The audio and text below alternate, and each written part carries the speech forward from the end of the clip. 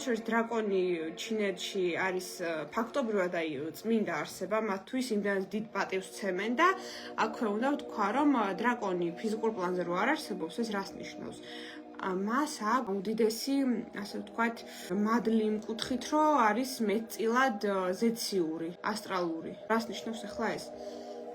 მას შეუძლია გაერთიანოს ზეციური ენერგიები მიწიერთან.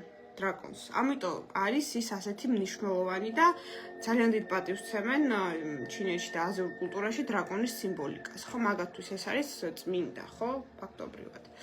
აი, ამის გამო ითვლება, რომ დრაკონი თავის არსით არის ძალიან ძლევამოსილი და შეუძლია როგორც დავშვათ ფიზიკურ პლანზე მარტივად ფეხი მოიკიდოს, ასევე სულიერ პლანზეც განვითარდეს. ანუ ეს ორი ძალიან უნიკალური განვითარების გზა აქვს დრაკონს. და ამიტომ არის რთული ნიშანი, არა მარტივი, ხო? საკმაოდ საინტერესო ენერგიები აქვს დრაკონს და თუნდაც აი რომ ნახოთ იქნება ინტერნეტში ინფორმაცია, აი ცნობილი ადამიანები აი დრაკონის წელში ვინც დაიბადა, აი განსხვავებულები არიან. აი ყოველთვის დრაკონი არის რაღაცა შესამჩნევი. აი სულ რო ეცვას ჩვეულებრივად რაღაცა შავ-თეთრად ეცვას, აი ენერგია აქვს ისეთი განსხვავებული, რომ შეამჩნევ. შეიძლება ჩუმად იჯდეს, მაგრამ შეამჩნევ.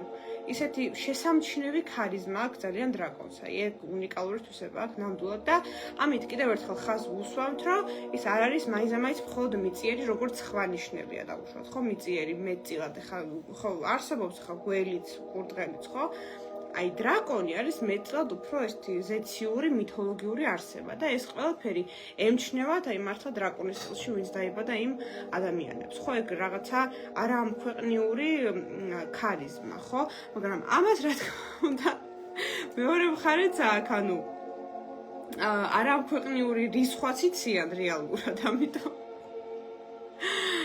მეორე მხარეც აქვს ამ ყველაფერს და ესეც უნდა გავითვალისწინოთ. როგორც ასეთი მშვიდი ნიშანი არ არის ნამდვილად, ანუ ძალიან ბობოქარი და აქტიურია.